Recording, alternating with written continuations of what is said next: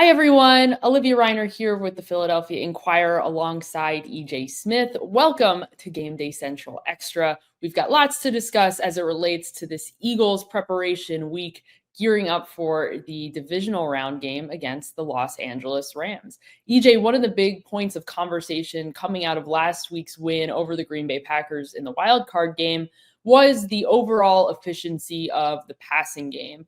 I think if you talk to just about anyone in that Eagles offense, they will admit that it was not the passing game's best performance on Sunday. Jalen Hurts completed just 13 passes on 21 attempts for 131 yards, 2 touchdowns. So overall, not a bad game by a quarterback rating perspective. However, if you look at the way that the ball was distributed, A.J. Brown only having 3 targets, 1 reception for 10 yards.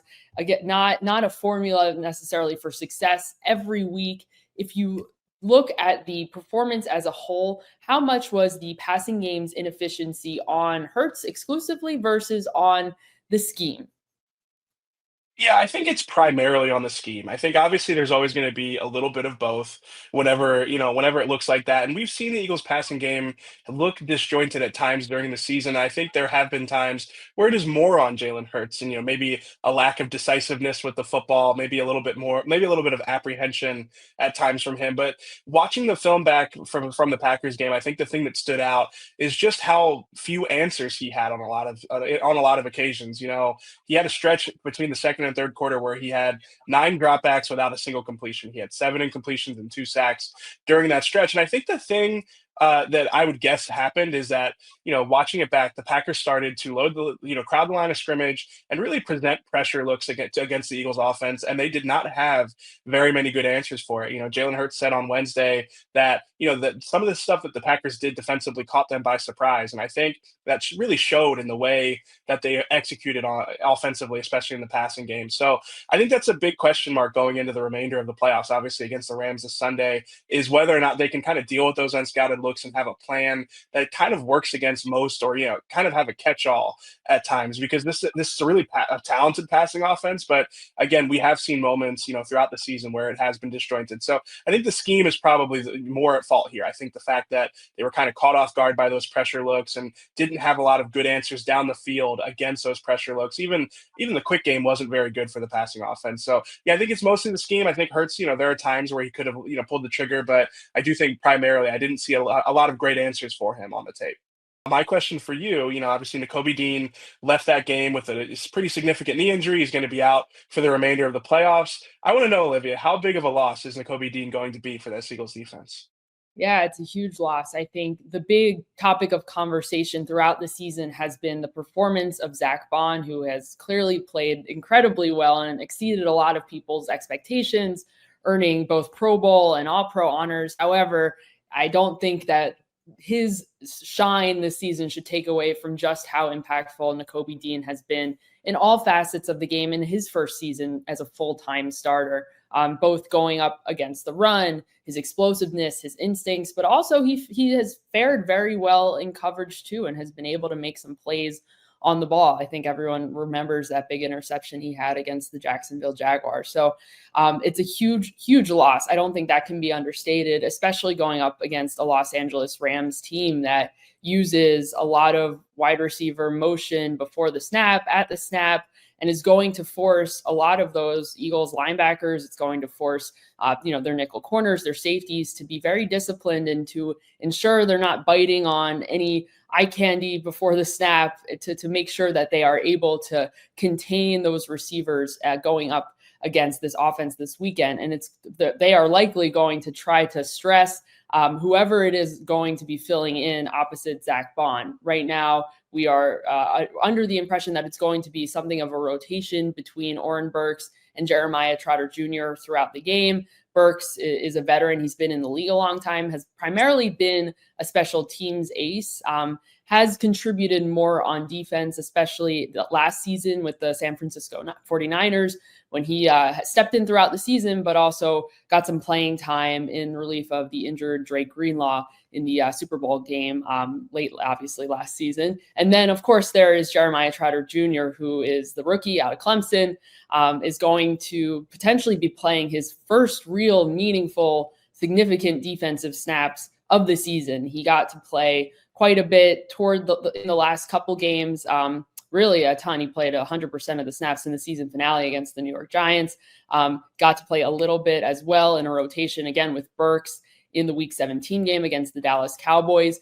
Both players have spoken both after the game and then yesterday, speaking to Jeremiah Trotter Jr., he has talked about how he feels like his preparation, both in practice and then the reps he has had on special teams, have helped prepare him and just for this moment, but also in establishing trust with his teammates and his coaches throughout the year. So we will see if they are able to rise to the occasion in the absence of Nakobe Dean, but I think this is going to be a difficult test going up against this Rams offense in particular.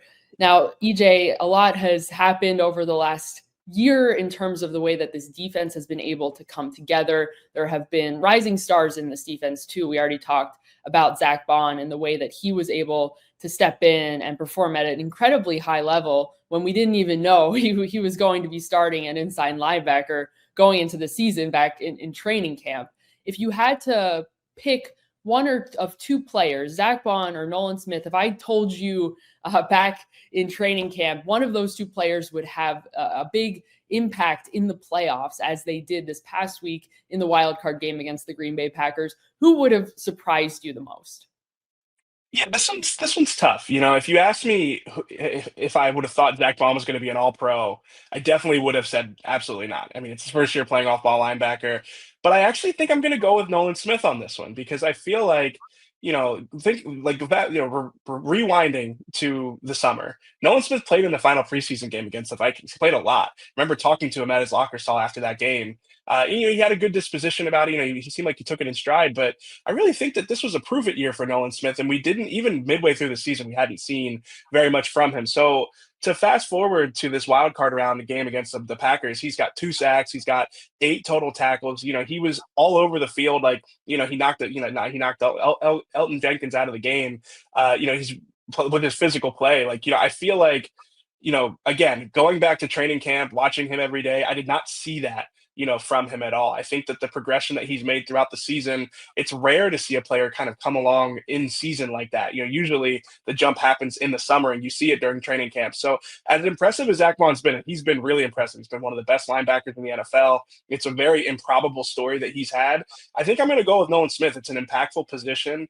And again, we saw what kind of impact he was able to have against the Packers. It really surprised me. He's not only been great as a pass rusher, he's also been really good against the run. The rap on him coming out of college was that he's an undersized edge rusher, kind of a tweener between a defensive end and an outside linebacker. Vic Fangio has really unlocked a lot of what makes him a great player because he is very tough against the run. He plays above what he's listed at in terms of height and weight in the run game. He's able to drop in coverage, and then obviously he's making an impact against as a pass rusher as well. So I probably would say Nolan Smith. Honestly, I don't think I would have expected him to have such an impact in a playoff game, given the way his rookie year went and given the way he looked during training camp. So maybe on a little bit of a less positive side of things, one of the lowlights of the game, I would say, is that Jake Elliott's consistency is still not quite where you would expect it to be, given his track record. I'm curious for you, Olivia, what is your confidence rating in Jake Elliott going into the remainder, obviously this Rams game, and if the Eagles do advance the remainder of the playoffs, given, some of his misses in the last couple of weeks? It's not very high right now, simply because of what we have seen from him, as you mentioned, in the last several weeks, especially when it comes to making those long field goals. Now, the field goals weren't as much of an issue this past week in the wild card game against the Packers. The big thing that was the big blunder of his was that he missed an extra point. However, he was good on all 3 of his field goals. So it's just these kind of one-offs. We haven't really seen it snowball too much in games this season. But I think the big question is if the game comes down to whether or not Jake Elliott can make a 50-plus yard field goal in the waning seconds of a game to win it. I think if you're Nick Sirianni, you might have some reservations, or you might not want to be in that situation, or maybe you trust the offense on fourth down to try to go for it in that situation over Jake Elliott, simply because he just has not been as clutch as he has been in years past. He has missed 6 field goal attempts from beyond 50 yards. He's only made 1 of them this season. Last year, you looked at it, he only missed 1 of those field goal attempts, and he made 5 of them. And I think everyone remembers his tying field goal, the 59-yarder against the Buffalo Bills late last season in some pretty bad weather, in the wind, in the rain. Ultimately, that successful field goal attempt came with 20 seconds remaining in the game. He was able to tie it, and the Eagles went on to win in overtime. So we really haven't been able to see a similar sort of made field goal attempt from Jake Elliott this season. And it's tough to have confidence in him going forward to this point when we simply haven't seen it yet this year. So not feeling a ton of confidence. I know we have heard all of the right things from Nick Sirianni, from Michael Clay throughout the season, reiterating their confidence in Elliott. And I think they have shown their confidence in him too by not bringing anyone in to try to compete with him or take his role.